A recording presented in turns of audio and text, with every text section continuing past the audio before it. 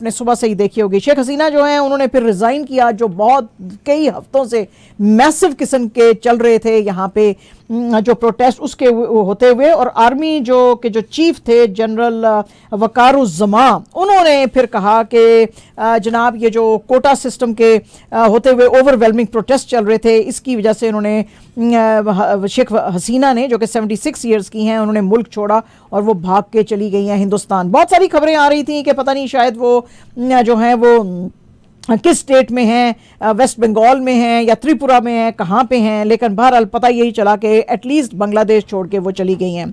General जो वकार हैं उन्होंने यही जो है वो इतला दी जिस वक्त ये गई हैं वकारुज़्ज़मा ने।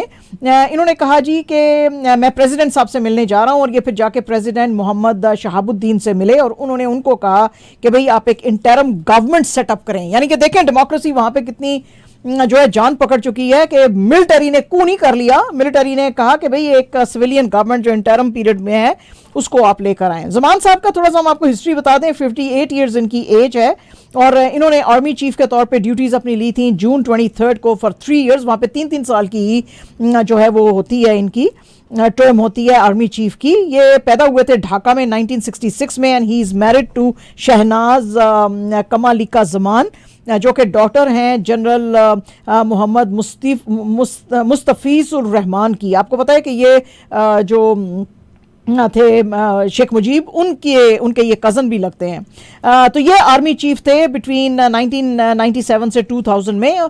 तो जो जनरल साहब हैं उनके पास मास्टर्स की डिग्रीज हैं जी डिफेंस स्टडीज से from national university of Bangladesh, and masters of arts from defence studies from Kings college London, one of the very prestigious colleges है उधर से हैं। हसीना साहबा जो है वो भाग के आर्मी के हेलीकॉप्टर में अपनी बहन के साथ वेस्ट बंगाल में इंडिया में पता चला था कि गई थी, और जैसे मैंने बताया एक और रिपोर्ट आई थी जिसके मुताबिक वो त्रिपुरा में गई हैं। टीवी के जो विजुअल्स बहरहाल जो नजर आ रहे थे उसमें देखा गया कि हजारों ही लोग इस न्यूज के बाद ढाका की स्ट्रीट्स के ऊपर सेलिब्रेट करते हुए नजर आए।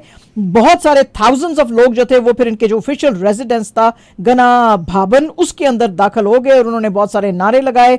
कुछ लोगों ने मुक्के जो हैं और विक्ट्री साइंस दिखाए, और कुछ लोगों को फिर देखा गया, जाहिर है कुछ और भी आ जाते हैं, उनको देखा गया कि वो जो है ये पीएम हाउस से टीवी और चेयर्स और ये टेबल्स और ये सारा कुछ लेके जो थे ये भाग रहे थे। कभी किसी ज़माने में जाहिर है कि ये मोस्ट प्रोटेक्टेड बिल्डिंग होती थी बांग्लादेश की, लेकिन उस वक्त ये आज चीज़ें लेके भाग रहे थे।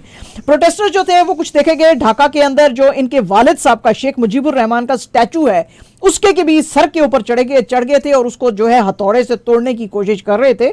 और स्टूडेंट्स जो थे उन्होंने जो है मार्च आज के दिन पे बुलाया था ढाका के अंदर, हालांकि ढाका के अंदर कर्फ्यू था और उनको जोर दिया था कि वो बिल्कुल रिजाइन करें।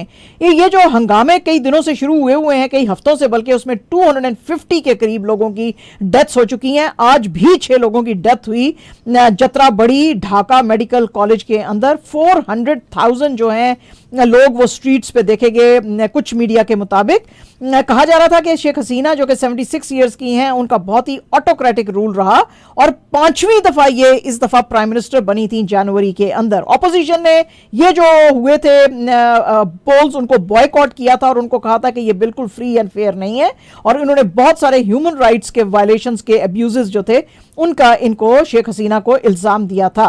बांग्लादेश उन मुल्कों में से था जिसके बारे में किसी जमाने में हेनरी किसिंजर ने कहा था कि ये बिल्कुल इररिडीमेबल बास्केट केस है।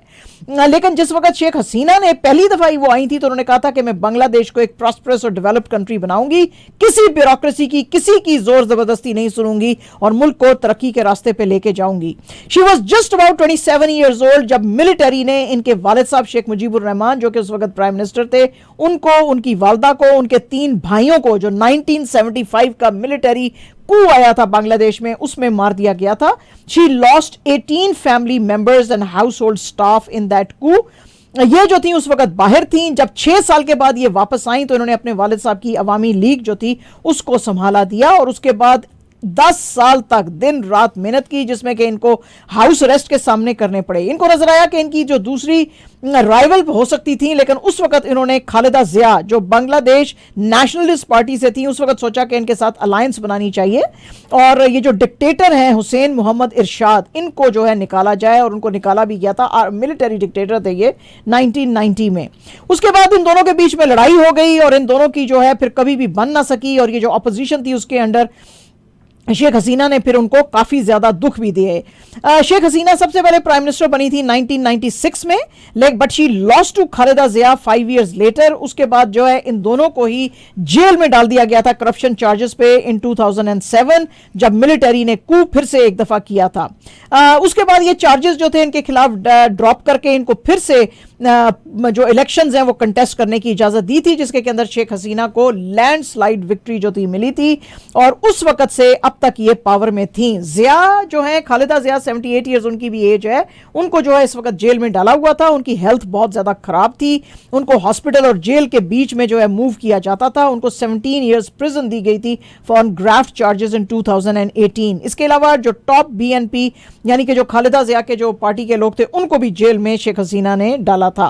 बांग्लादेश जो था, it was one of the poorest countries जब इसको इंडिपेंडेंस पाकिस्तान से मिली थी 1971, और उसके बाद से इसने ऐसी फ्लाइट पकड़ी अंडर शेख हसीना कि इसकी हर साल जो ग्रोथ होती थी जीडीपी वो 6% से ऊपर रहती थी, और सिंस 2009 तो बिल्कुल ही 6% से ऊपर जा रही है। इसका जो पॉवर्टी लाइन के जो लोग थे वो सारे ऊपर हौले हौले आना शुरू हो गए, और जो है 95% ऑफ 170 मिलियन की जो पॉपुलेशन है उसके पास इस वक्त इलेक्ट्रिसिटी भी है, और उसकी पर कैपिटा इनकम इंडिया से ज्यादा चली गई थी 2021 में, according to some media reports.